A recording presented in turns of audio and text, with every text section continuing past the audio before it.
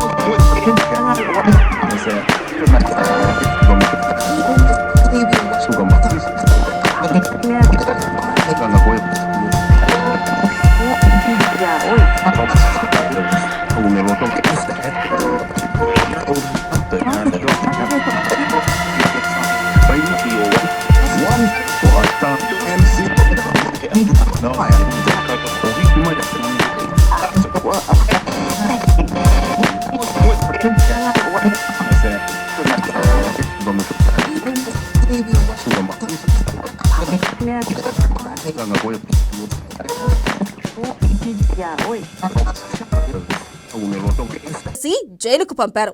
రిమాండ్లో ఉన్నారు. ఆయన దాఖలు చేసిన క్వాష్ పిటిషన్ పై విచారణ పూర్తయింది.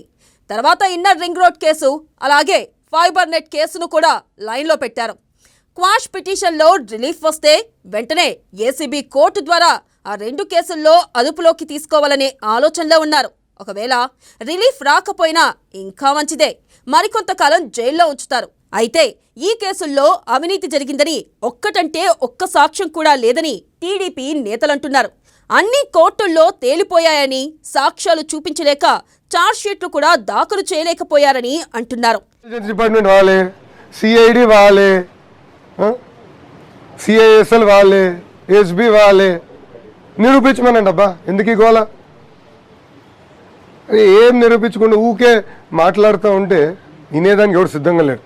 ఏం తప్పు చేయని చంద్రబాబు నాయుడు గారిని జైలుకి పంపించేశారు.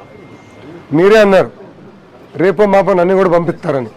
వాళ్ళ ఎంపీలు మంత్రులే కాళ్ళు ఎగరేసుకొని నెక్స్ట్ లొకేషన్ ఇట్లా నేను మనస్సాక్షి ఏనాడు తప్పు చేయలేదు, చేయాల్సిన అవసరం నాకు అంతకన్నా లేదు. అయ్యా మా హెరిటేజ్ కంపెనీ మార్కెట్ క్యాప్ 2500 కోట్లు, ఈరోజు 2500 crore మార్కెట్ క్యాప్. ఈ స్కిల్ డెవలప్మెంట్ అవినీతి మాకేమైనా అవసరమా? అంత డబ్బులు కావాలనుకుంటే ఒక 10% అమ్ముకుంటే మాకు ఎంత వస్తుంది? 250 కోట్లు వస్తుంది. మాకు అవసరం ఇది? ఇలాంటి అవినీతి చేయాల్సిన అవసరం మాకెందుకు వస్తుంది? సో నేను మంత్రిగా దాదాపు 2000 ఫైల్స్ క్లియర్ చేసినట్టున్నా. 2 సంవత్సరాలు 4 నెలల్లో ఏనాడు తప్పు చేయాలి. ఇక ఫైబర్ నెట్ ప్రాజెక్టులో చంద్రబాబు ప్రధాన ముద్దాయిగా ఏసీబీ కోర్టులో ఏపీ సిఐడి పిటి వారెంట్ దాఖలు చేసింది. ఇక ఈ పిటిషన్ను ఏసీబీ కోర్టు విచారణకు స్వీకరించింది. ఫైబర్ నెట్ ప్రాజెక్టులో 121 కోట్ల నిధులు గల్లంతయ్యాయని సెట్ చెబుతుంది. ఈ కేసు కూడా ఇప్పటిది కాదు, 2019లో పెట్టారు. 19 మందిపై సిఐడి కేసు నమోదు చేశారు. A1గా వేమూరి హరిప్రసాద్, A2 మాజీ ఎండీ సాంబశివరావుగా పేర్కొన్నారు. వారిని అరెస్ట్ చేశారు. ఆ కేసులో అందరూ బెయిల్పై విడుదలయ్యారు. ఇంతవరకు ఛార్జ్షీట్ కూడా వేయలేదు. కానీ ఇప్పుడు చంద్రబాబు పాత్ర గుర్తించామని పెట్టి వారెంట్ కోసం కోర్టుకెళ్లారు. ఈ ప్రాజెక్టుకు టెర్రా సాఫ్ట్కు అక్రమ మార్గంలో టెండర్లు ఇచ్చారని ప్రభుత్వం ఆరోపణ. ఈ కేసులో గౌరీశంకర్ అనే వ్యక్తి పాత్ర వివాదాస్పదమైంది. ఆయనకు ప్రభుత్వం పదవి ఇచ్చి దొంగ సర్టిఫికెట్లు పెట్టారని తేలడంతో తప్పించింది. ఆయన వాంగ్మూలమే ఈ కేసులో కీలకమని చెబుతున్నారు. అప్పట్లోనే టీడీపీ స్కిల్ ప్రాజెక్ట్ తరహాలో అన్ని వివరాలను వెల్లడించింది. మరోసారి ఈ కేసులో